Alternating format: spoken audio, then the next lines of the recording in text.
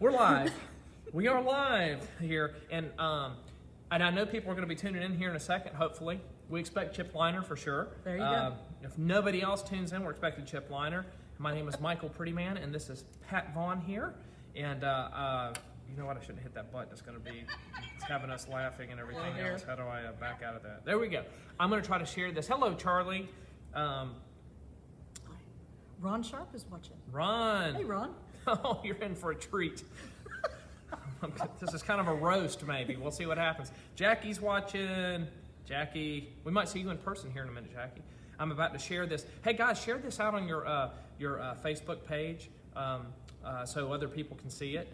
I've got Pat here with me, and I'm sharing right now. And post. Hit that share button. Audrey says, "Oh my goodness." That's what I'm saying, Audrey. So I fasten your seatbelts. It's going to be a bumpy ride. Yes, it is. Yes, it is. Charlie says hello. Cynthia says hello. Hi, Charlie. Diane, hello. Pat and Michael, hello, hello, hello. How did you like Pat's jingle that she wrote? If you have to go to my Facebook page. She wrote a jingle. As a matter of fact, I want to look at this and see what we look like on screen. Make sure we're on camera because our camera does a little different than the camera shows what we're seeing. So hold on one second. I'm not a multitasker. That's not. Hey, Diane. Is that one of the questions? We had a surprise ending on that jingle, and Vince has never played the banjo in public, so that was kind of his premiere solo. Yes, one little solo performance on it. If you have not seen the jingle that she wrote yet, there was a surprise performance on the banjo at the end by by Vince. He came in, so that's what we look like. So we're a little more, we're a little better. So if we stay on this screen here, we'll definitely be on that screen. So anyway, hey guys, again, share this out, please, so that when you share it, that's how it gets out there, is by you sharing it, because that's how it gets out there. Not a lot of people maybe watching my page or the GraceWorks page, but when you guys share it, people start tuning in. And I'm going to go over a couple of quick announcements before we get started here, just to kind of fill you in on some things, and then we're going to get started into an interview that, for me, I got to interview Pat a couple months ago now. So hey, Michael's up in Cincinnati. Michael Morris. Oh my goodness. Yeah, so that was my roommate for a long time, and he's moved. So, I got a chance to interview her a couple of months ago, and so she's getting to return the favor and turn the tables. Yeah, turn the tables. That's what's going down. So it's almost. It just turned 11:30. I'm trying to let some more people get tuned in here, and so. I guess I can start out with, and you can kind of keep reading the comments. What I'll do is I'm just going to kind of start out with some basic announcements. My name is Michael Prettyman. Of course, if you're watching and you don't know what you're watching, I'm Michael Prettyman, one of the pastors at GraceWorks Church. This is Pat Vaughn, and Pat plays the piano, amongst other things. She's trustee. She does a little bit of everything, and we do a lot of ministry work together, and it's been a fantastic season for me, and I think so for Pat as well. Absolutely. Just been able to do the ministry work that we're able to do. As a matter of fact, I'll tell you about something after we get done with the thing here. Got another little surprise at the end. But hey, let me just go ahead and tell you, I wrote the news article for today, and the newsletter's going to be going out a little later this afternoon.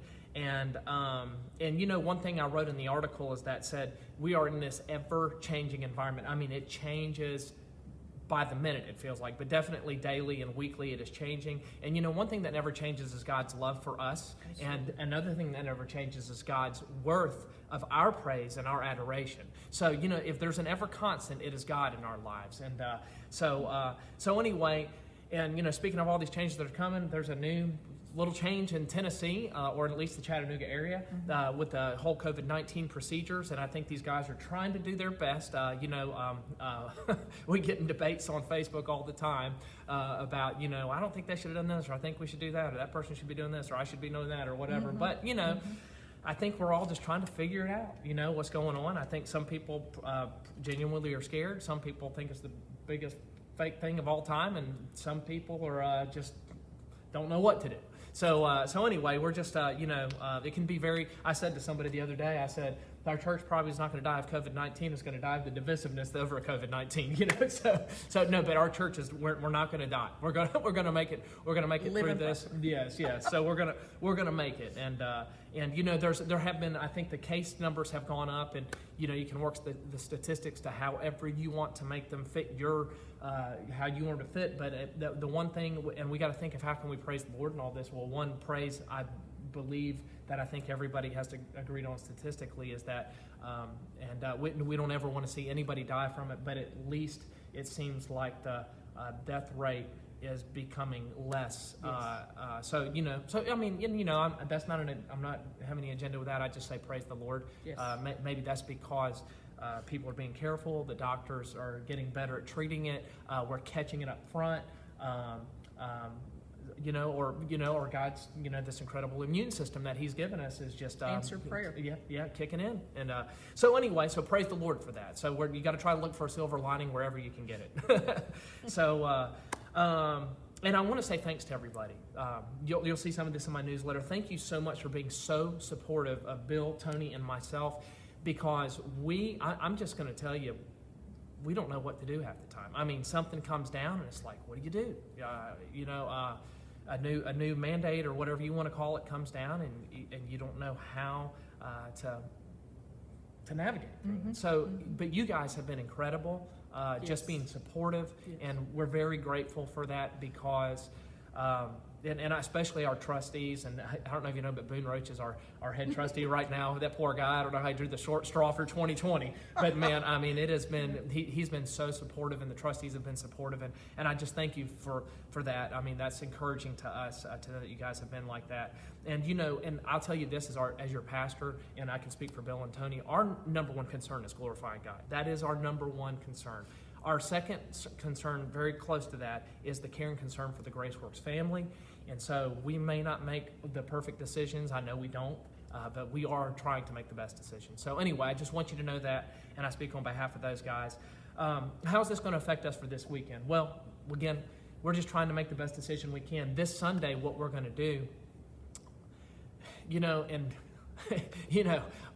we just decided we're going to have a 9 o'clock in-person service here at the church. So we just started a 9 a.m. and a 10:30 a.m. format church service. And, we're having to change things a lot, but we don't like to change. So we're going to try to keep that 9 a.m. and 10:30 a.m. format. But all we're going to do is have a 9 a.m. in-person service. So so if you want to come in and be a part of it in person, come at 9 a.m. It will also be Facebook Live at 9 a.m. And then what we're going to do at 10:30 a.m. is we are going to have a Facebook service only. So you can catch it on Facebook, or you can catch it here in the service at 9 a.m. and at 10:30 you can catch it on Facebook only. But you still will have the 9 or the 10:30 option. And we don't know if that was the perfect answer to the what's going on, but we're trying and we're praying about it. Yes. We've been very much in prayer about all of it. So anyway, the key words for 2020 have been flexibility and grace. Thank you for your flexibility, and please extend us some grace because we don't know what in the world's going on. So, but thank you so much. So, please spread the word on that. If you want to be here in person, 9 a.m. and if you can catch it, and you can also catch it Facebook at 9 a.m. or 10:30 a.m. Facebook only. There will be nothing going on in the sanctuary. So at 10:30 a.m. So anyway, thank you all for that. And I do encourage you, if you feel like, hey, I've been around somebody who's been sick, or I have my health's a little questionable, or stay home. I mean, a mask is only going to do so much. If you're not feeling well, stay home. And so anyway, that's my encouragement to you. Do the old song, "The Unseen Hand."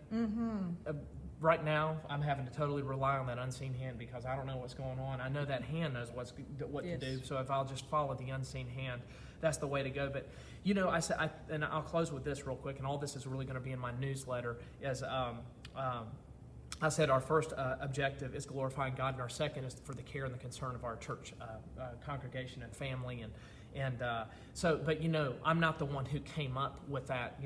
That was Jesus Christ who quoted that actually came from the Ten Commandments. Then he says in Mark 12:30 and 31, and there's a couple other places in the Bible, but Mark 12:30 and 31, Jesus said, love the Lord your God with all your heart, with all your soul, with all your mind, and all your strength. And I think the kids have sung that in church before.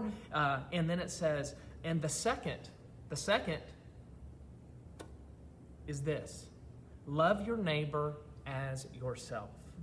There's no command greater than these. And you can go on and read, and it even says that if you can keep these commandments, you will fulfill the whole law. If you can do this, if I could love somebody else like I love myself, I would fulfill everything. I would not even need the rest of the Bible. That is the whole Bible summed up, is loving God and loving others. And if you can do that, you will fulfill every commandment and every law. So I need a lot of prayer, because I don't love people like I love myself. That's a hard thing to walk in love. That is on a daily basis. Jesus, that was like a mic drop. Whenever he said that, he's like, love your neighbor yourself. You're like, okay. So anyway, so that's, I'm going to close with that.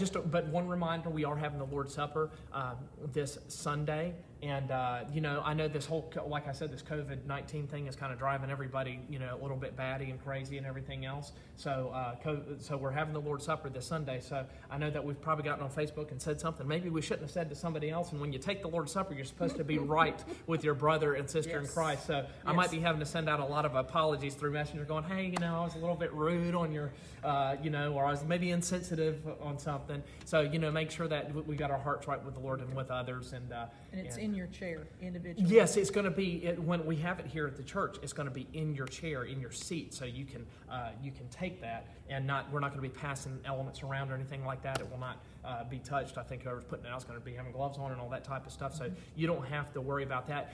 If you can't be here, you can take Lord's Supper at your house. And and you don't have to have like a wafer from Lifeway and a little thing of grape juice. You can just use Ritz cracker. or Orange Crush soda. You know what I mean? So you can make your own, because it is a heart thing. It's a symbol of what we're doing. So get a Rice Krispie treat and an Orange Crush, or a Diet Orange Crush. I don't know. Everything's better with a Ritz. Yeah, or get a Ritz cracker, a little salt, and a little sweet. And but do join us for the Lord's Supper. You can do it virtually. I've done a virtual Lord's Supper before. It's kind of fun, because you go in the house and you find something. And I use sweet tea, the Southern wine. No surprise there. Had lemon. But join us for Lord's Supper on Sunday morning, whether you're doing it virtually or whether you're going to be here. So I think I've got everything. Oh, look, there's a guy hitting on you on the screen. Vaughn put a thing on here that says she's husband. Hot. You never know what he's That's her husband, say. by the way. So also the banjo player and the jingle. Yes. Anyway, Love you too, honey. Yeah. So anyway, that is my part of it. I just want to make sure I got all that out there, and I think we have that. So on to the interview. And hey, guys, share this, please. Share this on your Facebook page. Yes. So this is going to be an interesting next couple of minutes. Yeah, we'll see. At GraceWorks, we are blessed with 3 pastors, and this is my opportunity to be able to interview Michael today, and I hope that you learned something about him that you didn't know previously. I had some fun coming up with some of these questions, and have a surprise bonus question for you at the end. He does not know what I'm going to ask, but he'll like it. And I told him, trust me. So Yes. I know that you do. Okay. To start off, Julie Andrews said it best in The Sound of Music, start at the very beginning, a very good place to start. Right. Where were you born and raised? I was born somewhere, because when I was 6 months old, we moved. But I was born somewhere in that Maryland area that's right around the D.C. area, but I was actually raised in Macon, Georgia. That's where I spent through my senior year in high school until I went to college. Brothers and sisters. Both. I've got, there's 5 of us. There's Johnny is the first, and then there's Bobby, and then there's Michael. I'm number 3 out of 5. I'm the middle child. And then there's my sister Suzanne, and then there's Stephen, and he's the baby. And we are all right now in our 40s, and Johnny is about to hit the next decade. Oh, my. It comes quick. Yeah. So. Well, how many years have you been a Christian? I know your parents have both been in the ministry since you were born, Right, really. right. Well, when I was, a lot of you may have the same story. When I was younger, I prayed the sinner's prayer, asked the Lord to come into my heart, and asked the Lord to be my Savior. And when later in life, I did that thing where I was so young. Was I doing it to please mom and dad? And I was in my mid-20s, and I went back and I prayed to the Lord. It's not like I was living the craziest of lifestyles or anything like that. But well, maybe I was. I don't know. but at the same time, I in my mid-20s, I went back and I just reconfirmed that. And sometimes I describe living for the Lord. I mean, I was in ministry full time. It was kind of a weird thing to kind of go and have the sinner's prayer, pray the sinner's prayer with somebody, because I had led so many people in the sinner's prayer. But I kind of equivalent it to like you're in this relationship with the Lord, and I kind of seal that as like, hey, that was my marriage date. You know what I mean? So gotcha. And so whenever I really talked to the Lord, and I said, made sure that hey, when I was a little kid, I think I was genuine, but let's make this a sure thing. And then of course, living every day, confessing with my mouth that Jesus is Lord. Which, by the way, Jesus is Lord. And, yes, He is. And I believe in my heart that He's raised from the dead. So there's my salvation. There you go. 2 significant events from childhood. Significant events from childhood. I should have been thinking more. Let's see. I'm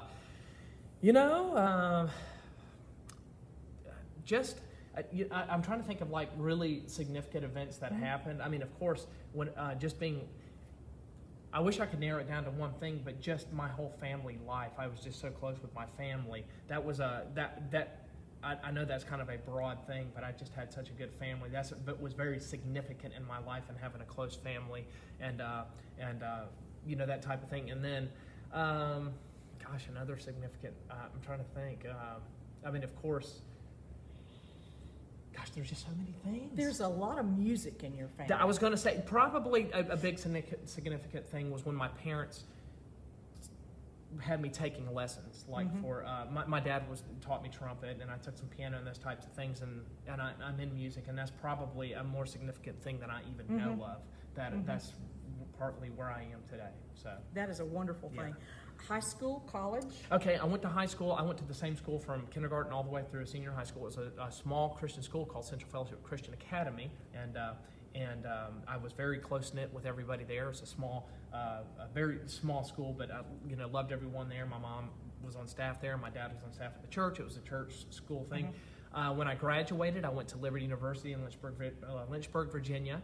I ran track and field. I did the decathlon, and while I was at Liberty, I also led the worship there. So so kind of paid my way through school with some track and field, and I loved it. So did I answer all that? Okay, sorry. Married? Yes, I have been married. I was married for 5 years. I was married to first of all, let me say, beautiful, wonderful, sweet girl. Her name was Brandon. It's the first time I ever met a girl named Brandon, Brandin. And unfortunately, almost a decade ago, our marriage ended. But she is a sweet, beautiful, wonderful human being, and we don't keep in a lot of contact, but we keep in touch just a little bit. And I don't know if many people have been through divorce, and it's I think the scars are always there, but I think that we've healed pretty good. God's taking care of that, so it's been good to be able to be. We never had any children or anything, so I think that we were probably fortunate in that we didn't have kids involved in it. But I just had a conversation with her the other day, and she's doing really well. A little bit scared about all the COVID stuff that's going on, but yes. But anyway, so I was married for 5 years. So okay. Extracurricular activities currently in sports, things that you're involved in? Well, I love being active, and I go running about 30 miles a week. 30 miles. Yeah, that's because I love to eat. Well, this is true. I can vouch for that. Yeah, as a matter of fact, I had some of your leftovers today. So anyway, I love to just go. I just love being outside, and I love all sports.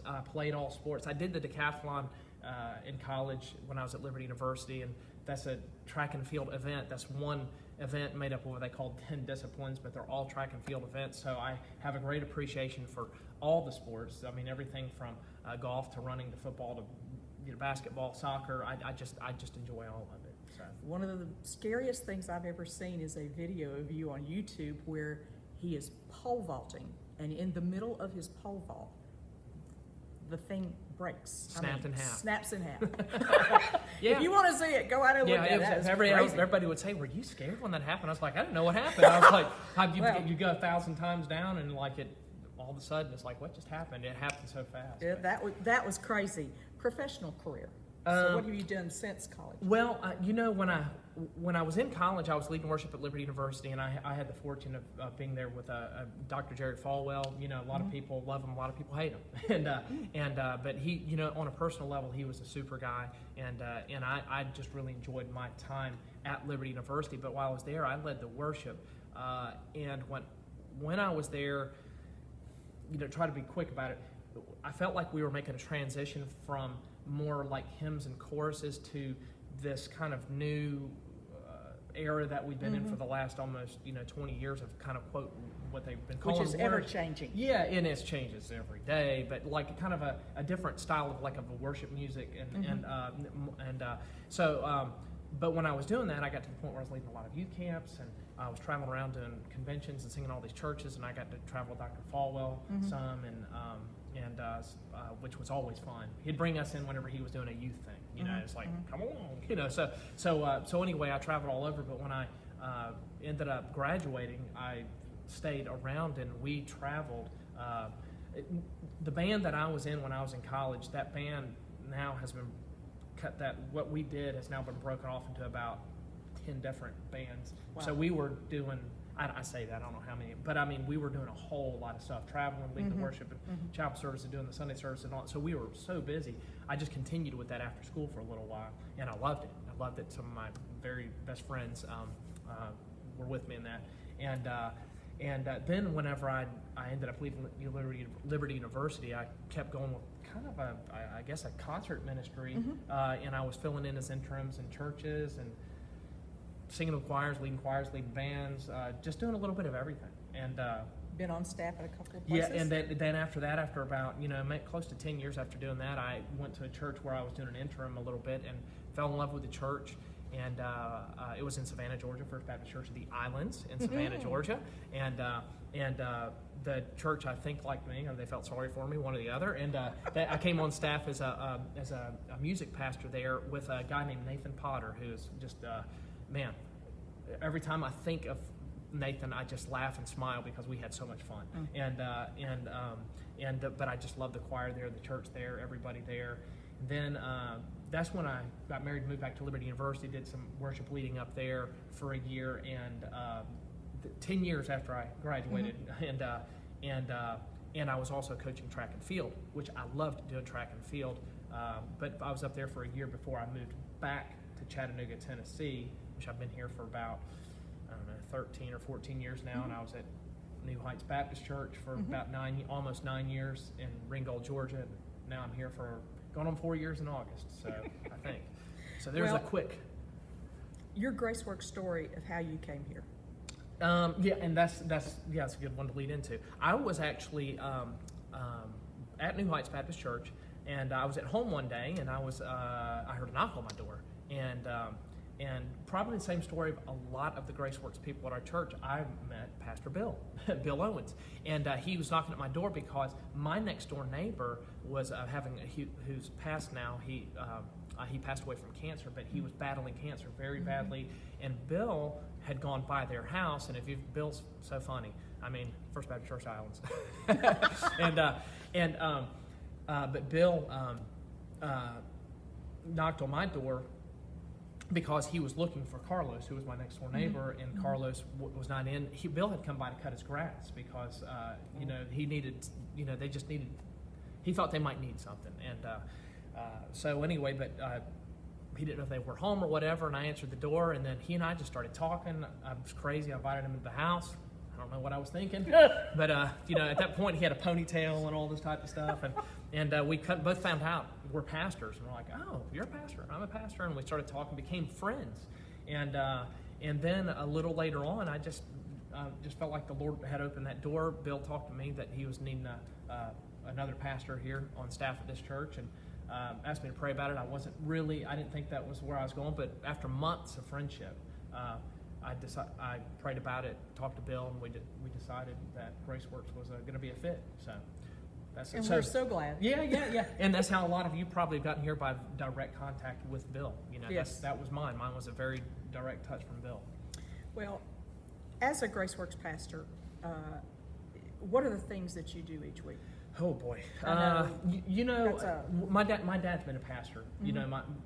My whole life, my dad's been a pastor, and the one thing that you'll find out about a lot of pastors, especially, I don't know about huge churches. I mean, I've been a part of huge churches, but I've never really been on staff at huge churches. But when you're a pastor, you do a little bit of everything. You're a janitor one day. You wear a lot of hats. Yeah, all these. You might be landscape one day. You might be doing a funeral. You may have to help with the Lord's Supper. You may be singing, but here, it just kind of, and I enjoy that. I did decathlon, in college, 10 events, because I'd get bored with one, so I just moved to the other. So that's one thing is I get to do a lot of different stuff around here. Sometimes I can get caught up. I always make the analogy of Mary and Martha. Mm-hmm. Sometimes I can get caught up in the busyness like a Martha and kind of lose. It's easy to do. Yeah, lose Sometimes I can kind of get lost from my pastoral duties because but I mean, we do hospital visits. That has been really weird in this COVID-19 thing. That's really been difficult to do. But hospital visits, Pat and I go, and we get to sing at nursing homes. And we have 11 services a month. Yeah. In a pre-COVID world. Yeah, and we're kind of getting back to it.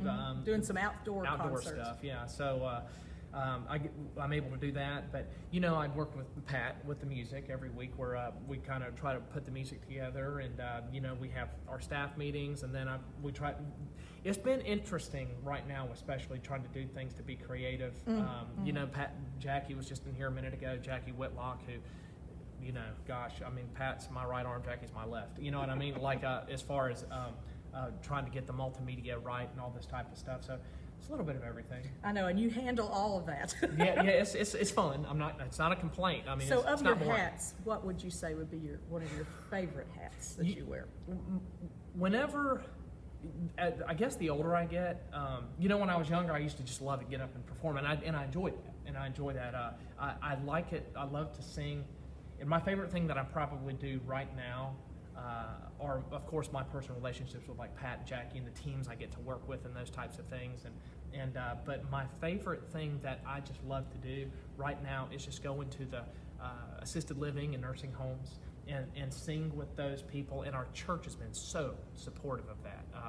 And I love doing that. For one thing, if you, in a church, the two most divisive things in a church are the air conditioning and the music. So it's so true. So it's so hard. You cannot. I mean, you'll have somebody just fanning away, saying I'm sweating to death, and you'll have somebody in an overcoat sitting right next to them, and you can't get the temperature right in the building. And with music, it's kind of the same way. You can't get, you're just trying to. And but one thing that is fantastic about going to the assisted living places, first of all, you really feel a great purpose, and I encourage anybody to come with us anytime you can. Of course, it's been a little weird with the COVID thing here, but come with us. But when I get there, they're so grateful just to have us there, and I guess I'm high energy maybe, but we love to change light bulbs. I forgot about that job. Change light bulbs. Yeah. It's true. Doing that is. And getting there, they mostly like all the same genre of music, so you really end up pleasing a large part of the population with the music that you're singing. So you don't have to try to do this way, that this pop and this contemporary and this. It's traditional older hymns. Yeah, mostly. Yeah. So anyway, that's my favorite, probably right now, and this season with Pat has been fantastic. So. Well, and one of the things that I really appreciate about you is you have all of our pastors, all three, have such wonderful gifts and abilities, and we are blessed at GraceWorks to have these three men of God. I believe in Ephesians chapter 4, it talks about how God put in the church apostles, prophets, evangelists, pastors, and teachers to equip the saints to do the work of the ministry. And I really believe that God put you, he put Brother Bill, and he put Brother Tony in GraceWorks Church. And it's one of my favorite words is synergy, where everybody has different gifts and abilities, but when you take all of the people working together with their gifts and abilities, it's dynamite. And I feel like that's what we have. We have dynamite here at GraceWorks, and wish everybody could experience that dynamite. But it's one of the things that I see that the Lord uses you in is to connect. You have a real gift and ability to connect to people.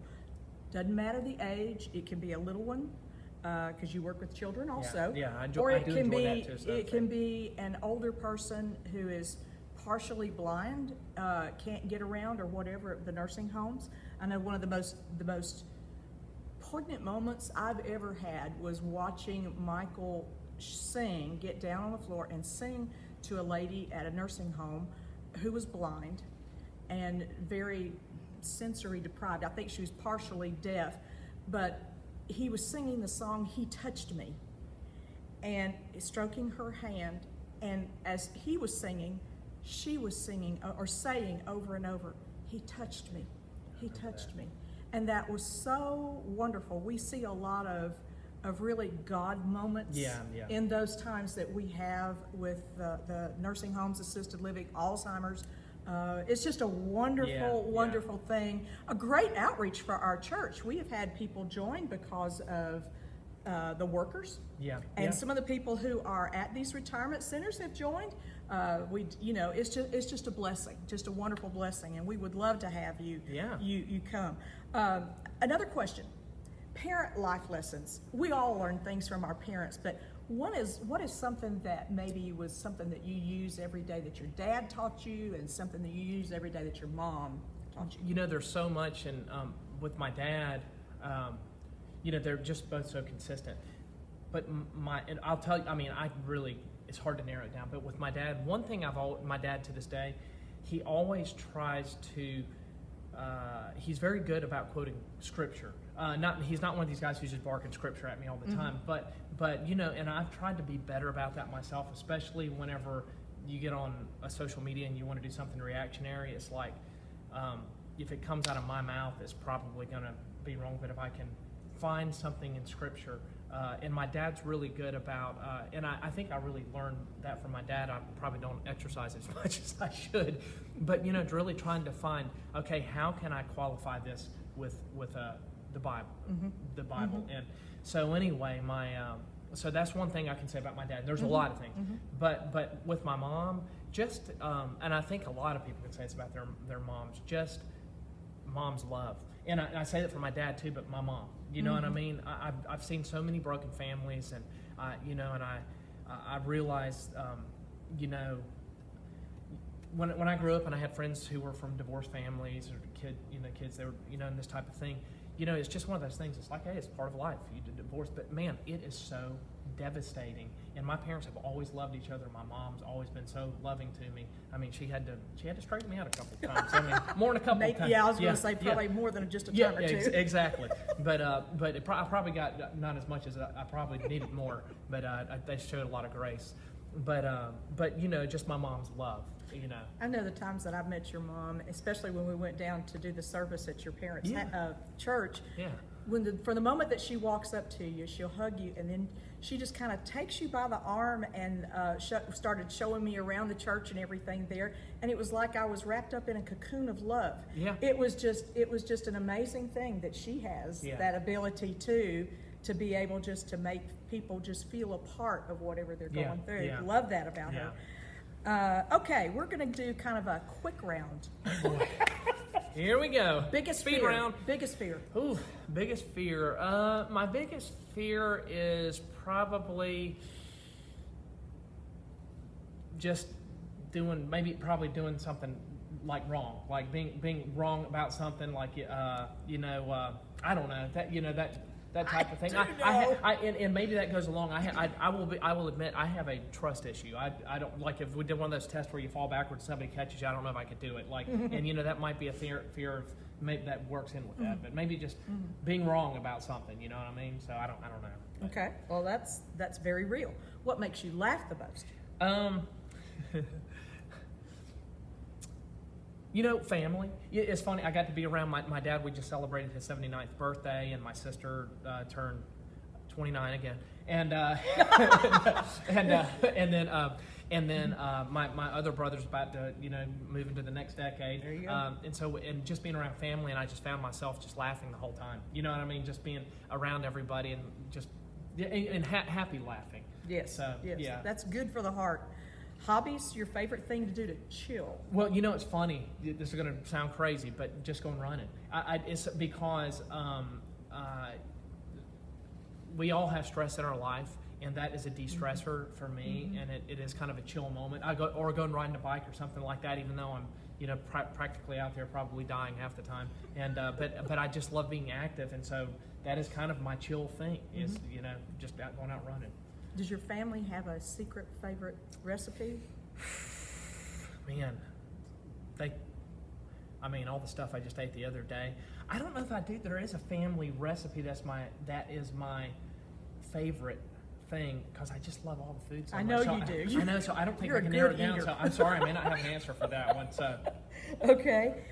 Favorite food? We've already said that we really don't have a Well, recipe. It's hard to say. Literally today, it might be Mexican. Tomorrow, it could be Italian. And then the next day it could be burgers. The next day it could be steaks. And so I'll just say for right now, let's say today, I'm hoping to get some Mexican. So we'll say Mexican. There you go. Okay, vanilla, chocolate. You know what? Both, but that literally could change today and tomorrow. But today, I'm feeling chocolate. Chocolate should be a food group. Get the Yes. word out. It needs to be its own. Cake or pie? Once again, that could be today or tomorrow could be one thing. Today could be another. I'm gonna say today it is pie. Tomorrow it could be cake. Ice cream, yes or no? Oh yeah. Oh yeah. Definitely. Coke or Diet Coke? Coca-Cola. Coca-Cola. Sweet tea or unsweet tea? Sweet tea. There is no other. Yes. Lemon or not? Definitely lemon. Definitely Sweet lemon. tea with lemon. Favorite holiday? My favorite holiday. I love all of them for different reasons, but really when I have to boil it down to the main thing is Easter. Easter. Because Easter is just what it's all, what it's all about. It's every day's an Easter. Yeah, exactly. Yeah. Ever broken a bone? I don't know if I've had some fractures, I think, and things like that, but I've never been diagnosed. Now, this right here, that could be broken. I never got it checked out, but that happened about 12 years ago. So, And your brother gives you grief about it? yeah, everybody gives me grief about it. So it's a good conversation piece. It's like, hey, what's your name? Is this broken? So, No. Okay, inquiring minds want to know. Any Okay. tattoos? You know what? No tattoos. I've always said that tattoos are artificial scars. I have enough scars in my life. Real. I like the scars I have. They're memories. Like I have Yeah. something here where I broke a high jump bar one time in college, and then I have here where and I have enough of those memorable scars that take me back to a time of doing something. So I didn't need any artificial scars. So I think I have enough life. So no ink. Yeah, no ink. No ink. Yeah. No ink. Okay, here's one for you. Born in Georgia. Well, actually, you weren't born in Georgia, but you pretty because much. you were That's raised kinda, in yeah. Georgia. You live in Tennessee. For a Tennessee-Georgia game, who do you cheer for? But let me qualify all this. I'm always pulling for the SEC. When I went to Liberty Yes. University and I got to Liberty, you had all these Big Ten and Pac-10 and SEC and ACC. You had this thing, and everybody said, "Hey, the SEC stinks. They're way overrated." All of a sudden, overnight, I became an SEC fan. It didn't matter who was playing because I was like, "The SEC is the best conference." And it is. Yeah, and I think it is. I could be wrong, but so I automatically pull for any SEC team anytime they're playing out of conference. Mm-hmm. But so when it comes to Tennessee or Georgia, I'm always pulling for the SEC team that is going to have the best chance of bringing home the national championship trophy. So it would be hard if they were playing 1 and 2, but if they were number 1 and number 2, I would be pulling for Georgia or Tennessee. There you have it, Yeah, folks. so Okay, favorite animal and pet. My favorite animal is cows and chickens and pigs. Whenever Write this because down. well, it's because you can eat them. I Cows, forgot. cows, chickens, and pigs, and whatever delicious animal they have at any Asian place. I don't know what it is. You don't want to know. I don't want to know, but it's so good. So whatever those animals are, those are my favorite as well. Okay. So Would you ever consider owning an iguana? an iguana? They're kind of creepy, but I don't know. I guess, if I've never had any children. Donnie says boo. Oh man. that SEC question really got I've never, if I had a kid who really wanted an iguana, I kind of wonder if I might cave then, but I don't know. okay. Top 2 pet peeves. Man, top 2 pet peeves. One of my pet peeves, and I'm guilty of this sometimes, is when I see provoking or provocation, and I see that a lot in social media. When I see somebody just provoking somebody to anger, you want to provoke people to good works. Yes. And hey, I'm guilty of it. Sometimes I see things that are just so easy to just kind of push a button. Poke it, yeah. Yeah. So so I'm guilty of that too. And so my own pet peeve I'm guilty of is pushing buttons. And then another, there's I can think of a lot of pet peeves. I know we, as musicians, we always have ones where when we're getting ready to do something, somebody's asking you to do something, or somebody has that, at that moment, they feel like they got to tell you, I really dislike this song, and you're like trying to get ready for a service or something. Or we're out of toilet paper in the bathroom. That one actually Yeah, you're happened. getting ready to walk on stage, and somebody's like, hey, there's toilet papers out. It's like, okay, amazing grace. That the thing of provoking one another, and I guess those 2 things would be. I tell you, that's a really good word for right now, to provoke one another to good works. Yeah. It really is. Yeah, if you want to really provoke is. somebody, provoke You them did to- what your dad said. Bring the word into Yeah, it. There you go. Yeah.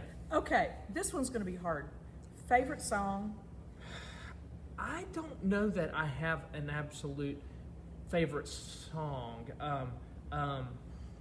When I was growing up, I would hear, which is probably going to lead to another question, Larnell Harris. I love to hear Larnell Harris sing. One of your favorite artists? Yeah, one of my favorite artists. And the thing I loved about him is he was just had this incredible high range. And I was thinking, I want to be a first tenor like Larnell Harris. So anytime I'd hear him sing a song and just hit these, huge notes or whatever, then it was like, oh, I love that song. And then he'd do another one. But I don't know that I really have an absolute favorite song. There's too many. Yeah. Too many great ones on that. What inspires you? Where do you get your inspiration for singing and for songs? Whew. I know that's sometimes hard to encapsulate. Yeah, and it has changed over the years, where so anymore I try to sing things that I feel like people are going to engage with. I want people to engage, and that inspires me more to sing if I feel like, hey, this song is really going to fit in well with Tony's message or Bill's message, or I'm going to this assisted living to sing, and I know these people love this song. And of course, I want all my inspiration to be, I would like for it to be God inspired, all of it, and God glorifying, and help people to engage. Because most of what I sing is Christian music Genre. and songs, songs about God. But I do understand too that music is entertainment to an extent, and the thing is and I want to do a good job. We want to do a good job when we do music and everything else. So it's kind of all that encapsulated together, because you want the music to be engaging, in whatever it is. If we're within a sermon or whatever we're doing, we want it to. It's almost like a team effort, and you want to make everything, bring the game up of everything. So, that's pretty much. I don't know if that answers the question, but Oh, I think it does. Favorite Bible verse? man, favorite Bible verse. There's a couple. Romans. Is it Romans 10, 9 and 10 maybe? Whoever will, I think that's what it is. Whoever will call on the name of the Lord will be saved. And then it says, it's for by confession with your mouth. Yes. I'm not quoting exactly, but that's one of my Believe in your favorite. heart, confess with your mouth that you'll be saved. Yes, and I love that because it's so simple. It is. That the salvation, and once again I have several, but probably the one that I just read actually just a minute ago, maybe my favorite, because the thing is everybody's always looking for you. Do you remember whenever they used to have that thing at like Office Depot? It was the easy button. It's like, just hit the easy button. You know what I mean? Yes. It's like, man, I've got all the paperwork there. Just hit the easy button.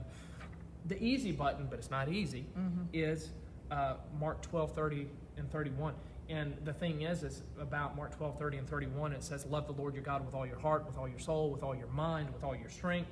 And the second is this, love your neighbor as yourself. There's no commandment greater than these.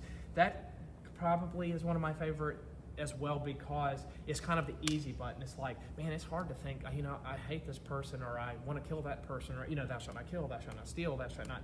And the thing is, it's like, man, how can I control all that?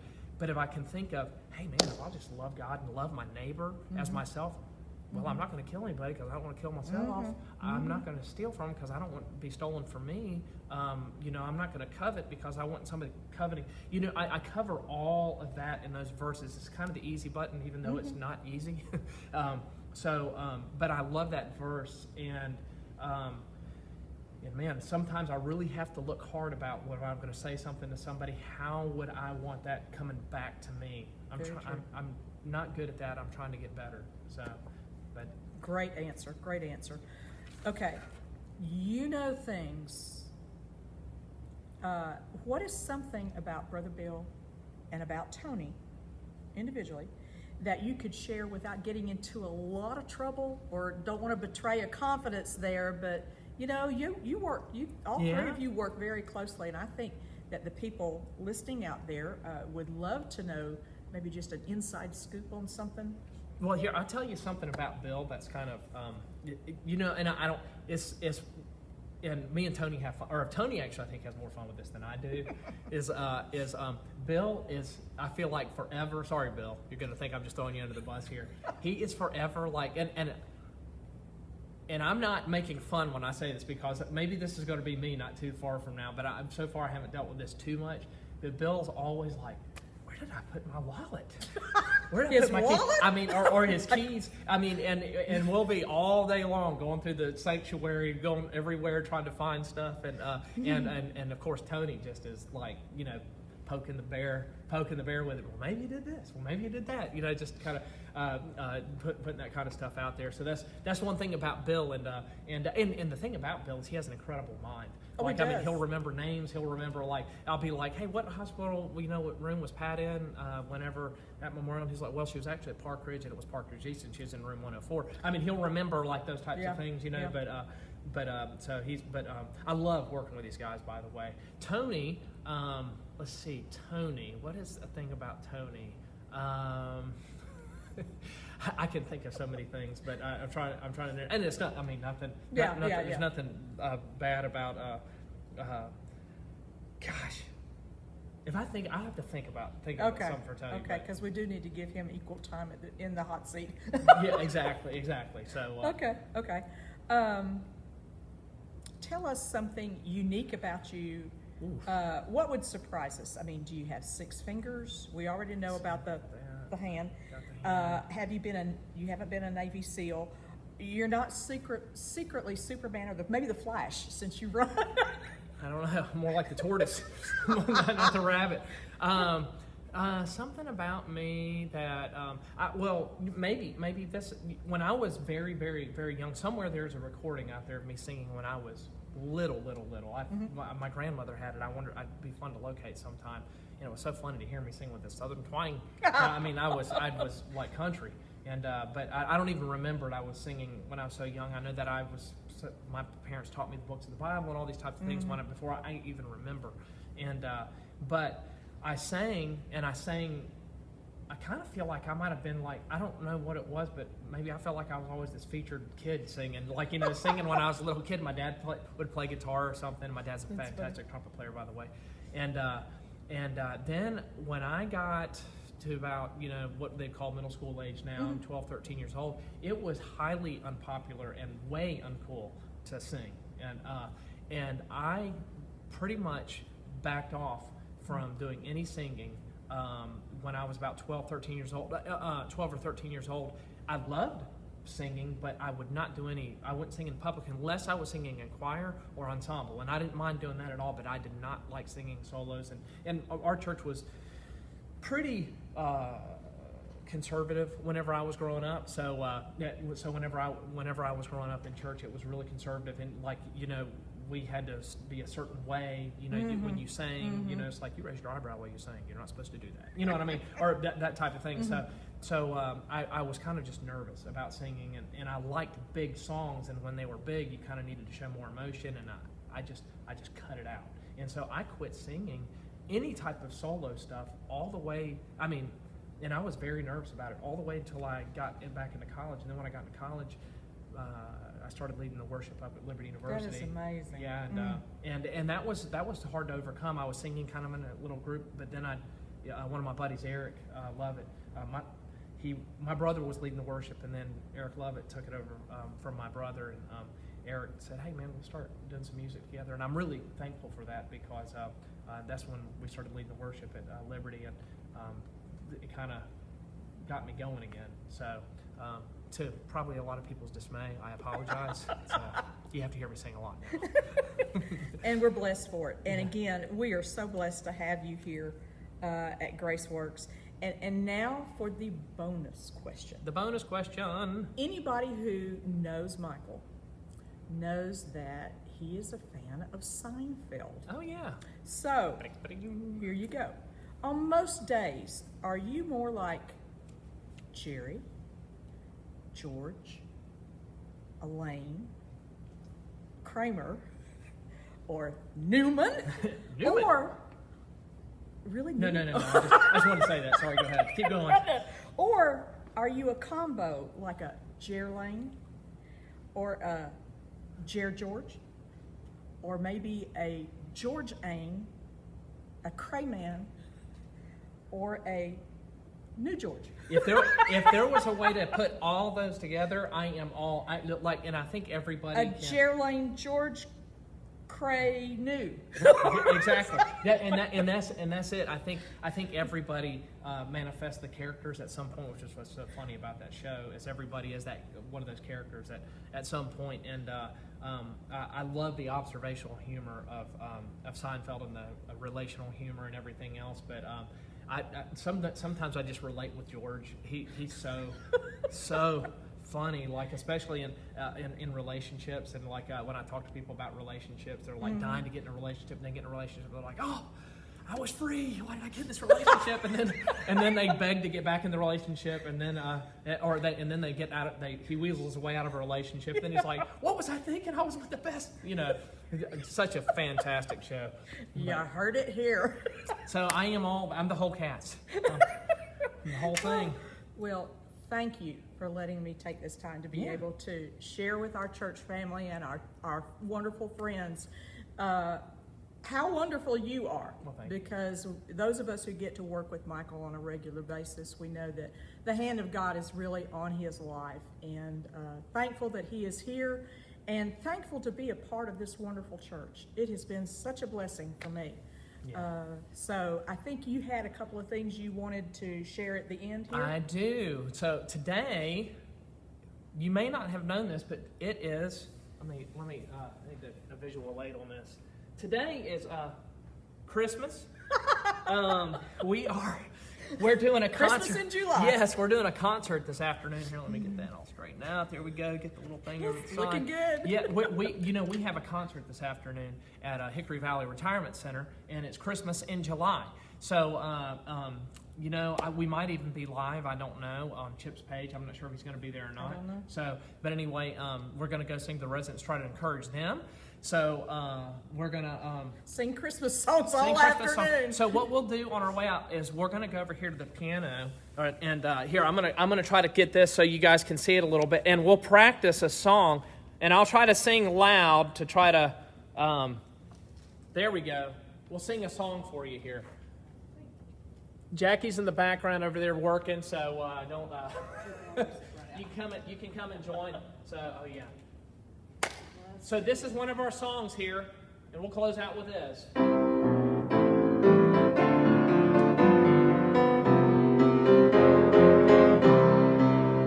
Oh, you better watch out. You better not cry. You better not pout. I'm telling you why. Because Santa Claus is coming to town.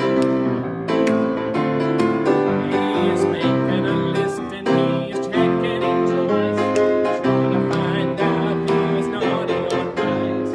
Santa Claus is coming to town. He sees you when you're sleeping. He knows when you're awake. He knows if you've been bad or good. So be good for goodness sake. Oh, you better watch out and you better not cry. You better not pout. I'm telling you why. Santa Claus is coming. Santa Claus is coming. One more time. Santa Claus is coming to town.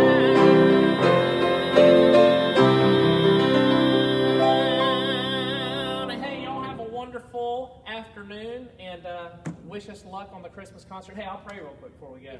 God, I thank you that we can come here today and just be able to interact with our church family and other friends around the country with this Facebook Live. And God, I pray that even as we have done this, God, that you've been honored and glorified and lifted up, because, God, we return anything that we have, the music, life experiences, everything we do, we return it back to you as a praise offering. So, God, I just thank you that we could come here today and do this. And I speak on behalf of everyone watching when I tell you that we love you. We thank you for the gift of salvation we have through Jesus Christ. It's in Jesus' name we pray all these things. Amen. Amen. All righty. Have a great day. We'll see you guys later.